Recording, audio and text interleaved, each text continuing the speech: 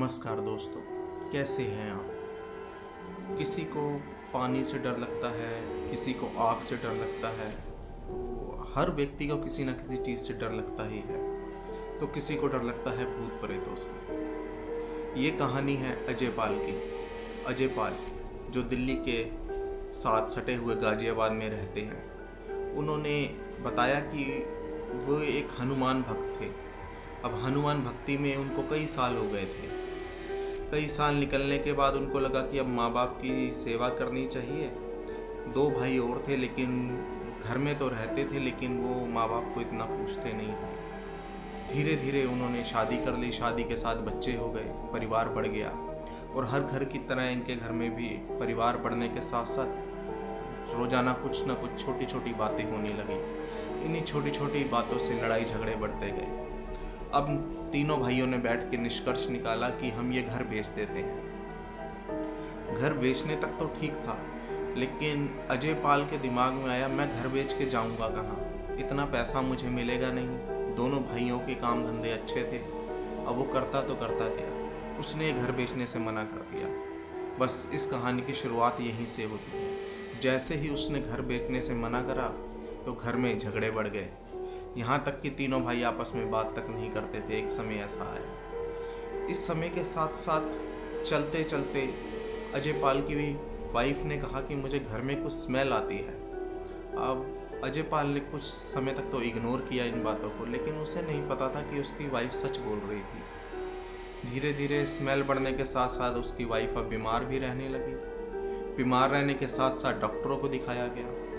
अब जिस भी डॉक्टर पे जाते थे वो कहते थे बीमार तो है, लेकिन जब अल्ट्रासाउंड कराओ, एक्सरे कराओ, कोई टेस्ट कराओ तो उसमें कुछ नहीं निकल के आता था। ये हो क्या रहा था। अजय पाल इससे बहुत ज़्यादा परेशान हो गया। ऊपर से भाई पीछे पड़े थे कि घर को बेच दो। अब ये सब चल क्या रहा था, समय उलझता गया। इसी बीच उसके बड़े भाई की नौकरी चली गई। बड़े भाई की नौकरी जाने से और ज़्यादा दबाव पड़ गया कि इस घर को बेच दो। बट अजय पाल ने जिद ठानी थी, अगर मैंने घर बेच दिया तो मैं जाऊंगा कहाँ अपने बीवी और बच्चों को लेके। धीरे धीरे समय के साथ बीवी बीमार रहने लगी। अजय पाल की हिम्मत टूट रही थी। एक बार तो वो सोच रहा था कि इस घर को बेच ही दिया जाए, लेकिन घर बेचना उसको कोई सल्यूशन नज़र नहीं आ रहा था। अब एक दिन अजय ने अपने वाइफ से बात की कि घर को बेच दिया जाए, तो उसकी बीवी ने फिर से मना कर दिया। अब इसी असमंजस के बीच साल, 2 साल, 3 साल बीत गए। अब साल, 2 साल, 3 साल के बाद उसका बहुत पैसा भी खर्च हो चुका था, क्योंकि उसको अपनी बीवी का इलाज कराना था, जो शारीरिक तो नहीं मानसिक रूप से ज़्यादा बीमार हो गई थी। इसी बीच किसी पड़ोसी ने कहा कि तुम्हारे घर में रात को किसी को मैंने खड़े देखा है तुम्हारी मंजिल पे। तो अजय पाल ने कहा ऐसा तो कुछ नहीं, कोई रिश्तेदार भी नहीं आया, तो कौन खड़ा हो सकता है। अब एक पड़ोसी ने कहा, 2 ने कहा, 3 ने कहा। अब ये बात पूरे मोहल्ले में फैल गई कि रात को इनकी बालकनी में कोई टहलता है या टहलती है। अब अजय पाल इस बात को मानने को तैयार नहीं था। धीरे धीरे घर में सीसीटीवी लगवाए गए। सीसीटीवी में भी कुछ नहीं आया। लेकिन एक दिन अजय पाल की बीवी ने खुद ने कहा कि मैंने किसी को यहाँ से जाते हुए देखा है, कोई लेडी है, गर्दन उसकी शायद टूटी हुई है, और ये चल क्या रहा है। अजय पाल की नींद तो वैसे ही उड़ी हुई थी, इससे वे और भी मानसिक रूप से परेशान हो गया कि घर में ऐसा कौन आ गया जो हमें ही नहीं दिखाई दे रहा, लेकिन पड़ोसियों को दिख रहा है, मेरी बीवी को दिख रहा है, ऐसा क्या हो रहा है। अब भारत में बाबाओं की कमी तो है नहीं। अजय पाल ने ऐसे ही एक बाबा पे जाने की सोची। जब वो हनुमान भक्ति करते थे तो वो भी उनके साथ भक्ति किया करते थे। अब अजय पाल ने तो शादी कर ली थी, लेकिन उस भक्त ने शादी नहीं की थी। अब उसके पास गए जब पूछने के लिए, तब हर घर की तरह वही उसने भी यही बताया कि आप पे किसी ने कुछ कर दिया है, आपकी बीवी पे, आपके बच्चों पे किसी ने कुछ कर दिया है, जिससे इस घर में स्मेल आ रही है। अब किसने किया है ये नहीं बताया। समय बीतता गया, काफ़ी परेशान रहने लगा। उसकी बीवी को शक तो अपने घर पे, अपनी भाभीयों पे ही था। अब उसने कई बार बोला भी, लेकिन अजय पाल ने इस बात को सुनने से ही मना कर दिया। अब दिन, 1 दिन, 2 दिन, 3 दिन, कई साल ऐसे ही बीत गए।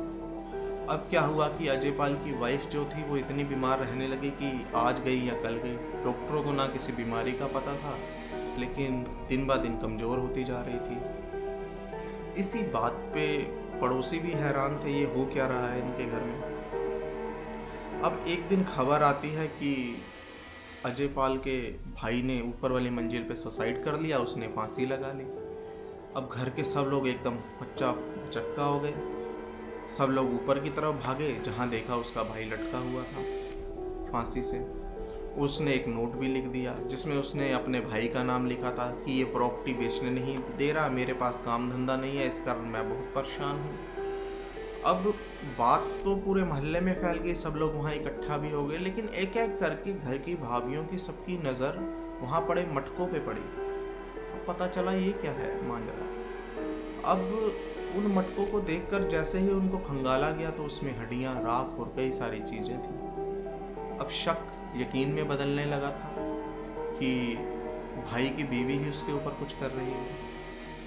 अब इसी परेशान हालत में पुलिस में रिपोर्ट हो गई कि इसके कारण भाई ने सुसाइड कर लिया। अजयपाल कुछ 2-4 दिन जेल में भी रहा, उसके बाद उसे छोड़ दिया गया कि भाई की मानसिक हालत ठीक नहीं थी, शायद इसलिए उसने सुसाइड कर लिया।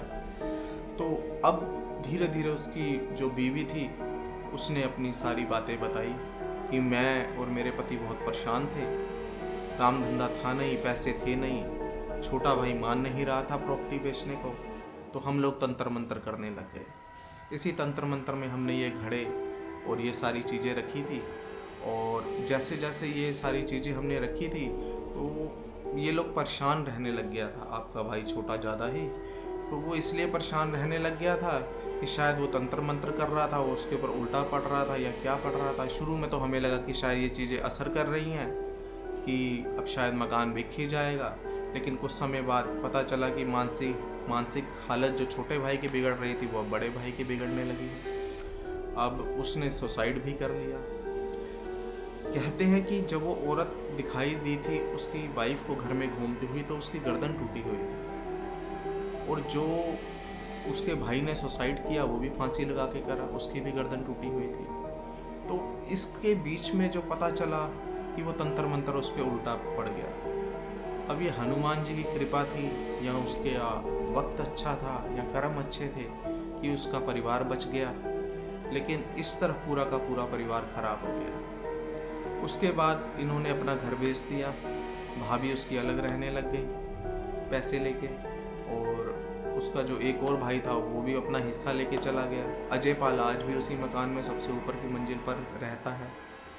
तो दिल्ली में जैसे चलता है कि बिल्डर फ्लोर दे दिया, ऊपर वाला फ्लोर मैंने ले लिया, बाकी नीचे के सारे बेच दिए, लेकिन निकल के कुछ नहीं आया इससे पता चलता है कि तंत्र मंत्र आपको ही नहीं आपके परिवार को भी पागल कर सकता है। और इसका करते हुए तो बहुत अच्छा सा लगता है, लेकिन जब इसकी नेगेटिविटी आती है तो सबकी हालत ख़राब हो जाती है। तो इस चीज़ से हमेशा बच के रहना चाहिए। अजयपाल आज तो ठीक है, लेकिन वो उस दर्द को आज भी नहीं भूल पा रहा है। उससे बात की गई तो उसने बताया कि भाई की याद तो आती है कि बचपन में खेलते थे साथ में, फिर बड़े हो गए, फिर धीरे धीरे सारी चीज़ें अलग हो गई। कह रहा ये कब एक सारी चीज़ें हो गई, एक सपने की तरह लगता है, लेकिन हाँ दर्द तो दर्द ही है। आज भी उसकी वाइफ जब उस बारे में बात करती है तो वो डर जाती है, उसके रोंगटे खड़े हो जाते हैं, क्योंकि जब भूत प्रेत आपके सामने ही आके खड़े हो जाएं तो उससे बड़ी क्या बात होगी। अब ये भूत प्रेत था या उनके मन का वहम था, ये क्या चीज़ें थी, ये तो वही लोग अच्छे से जानते हैं। हाँ, लेकिन ये था कि इन चीज़ों से आपको दूर ही रहना चाहिए। तंत्र मंत्र कभी किसी के सगे नहीं होते, और जो गलत करता है उसका गलत तो आता ही है उसके पास। तो ये थी आज की कहानी। ऐसी ही कहानियों के लिए हमारे चैनल को सब्सक्राइब करें। आप सबका बहुत बहुत धन्यवाद।